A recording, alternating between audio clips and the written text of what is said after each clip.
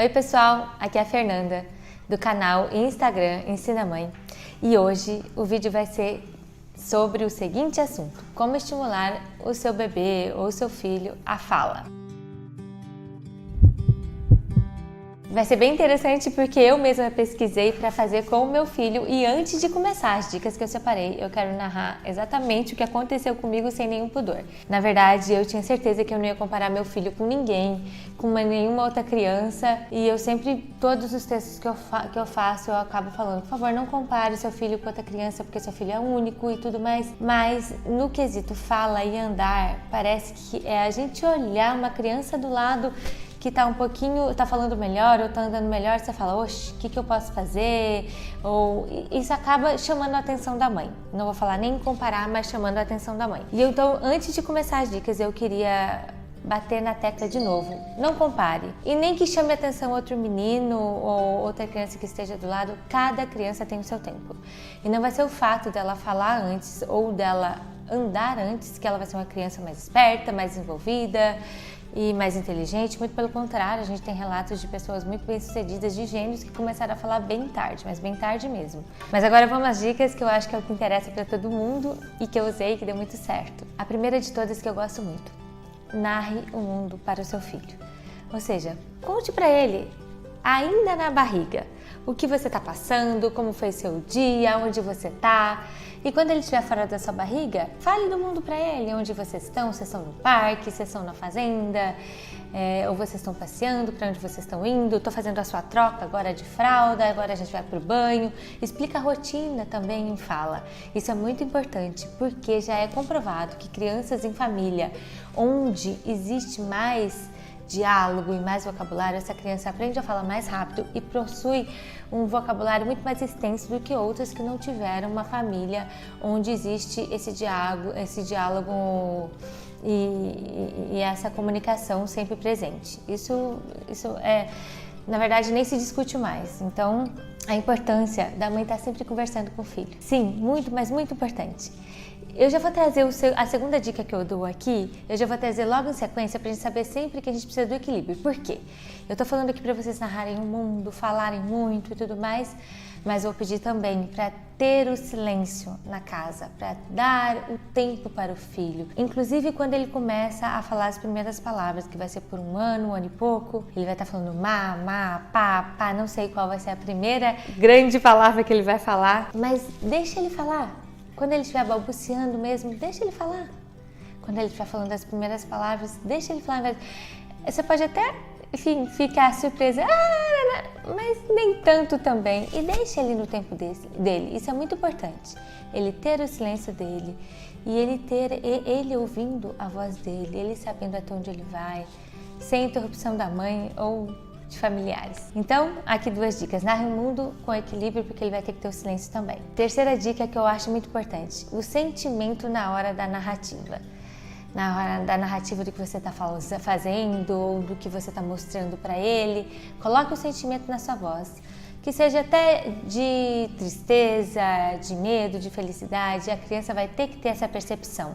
E é muito importante que ela tenha pela voz da mãe. Quarta dica, e que a gente esquece bastante: a gente acha que às vezes o estímulo é só de falar, e não é tanto só de falar. Na verdade, a gente precisa também do tato. Como assim?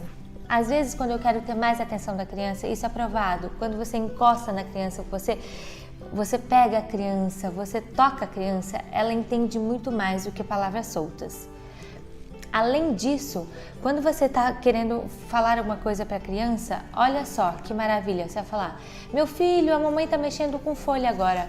Meu filho, a mamãe está mexendo com folha de papel agora. Quando você mostra e que quando você fala sobre o objeto, a criança consegue entender muito melhor do que só a fala sozinha. Importante também é o contato visual, olho com olho, e que a criança consiga ler o seu lábio. Que ela consiga, isso não é toda hora, é óbvio, mas quando você tem já o olho a olho com essa criança, ela vai conseguir ler o seu lábio de como você está falando.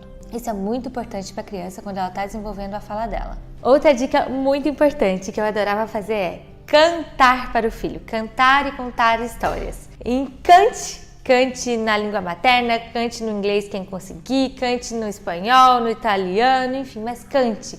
Com ritmo ou sem ritmo, a parte do refrão é uma das mais importantes, porque é repetição e sempre tem aquela musiquinha que gruda na cabeça. E histórias, nossa senhora, lê desde a barriga? Sim, lê desde a barriga. Por quê? Porque você tá narrando uma história com entonação e tudo mais, até fora, mas a criança não entende. Pega o livrinho, deixa ela tocar no livro, aponta a figura, conte história pra ela. O coelho, nananana, olha, dizem que é muito mais importante do que palavras soltas. Dito isso tudo, eu quero finalizar com uma coisa que eu acho muito importante.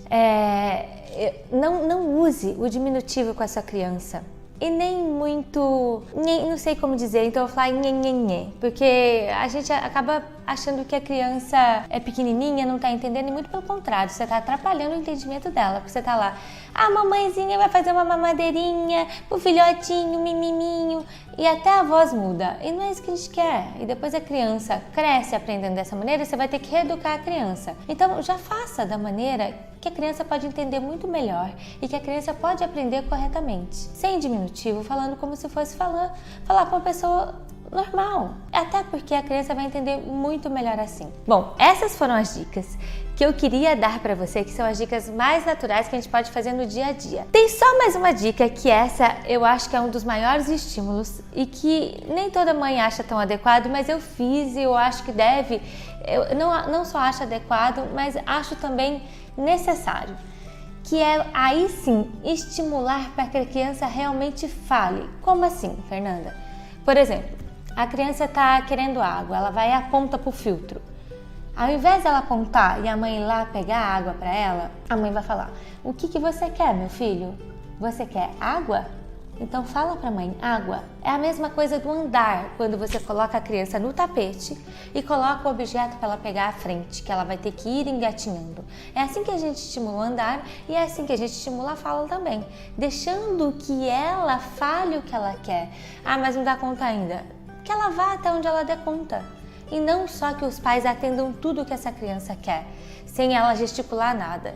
Isso não. Bom, essas foram as dicas que eu usei com meu filho, essas foram as dicas que deram super certo aqui na minha casa, que eu queria muito compartilhar com vocês. Mas depois vocês me contem também quais são as dicas que vocês estão usando aí e também se está dando resultado ou não, porque esse canal aqui é pra gente compartilhar a experiência, tá bom?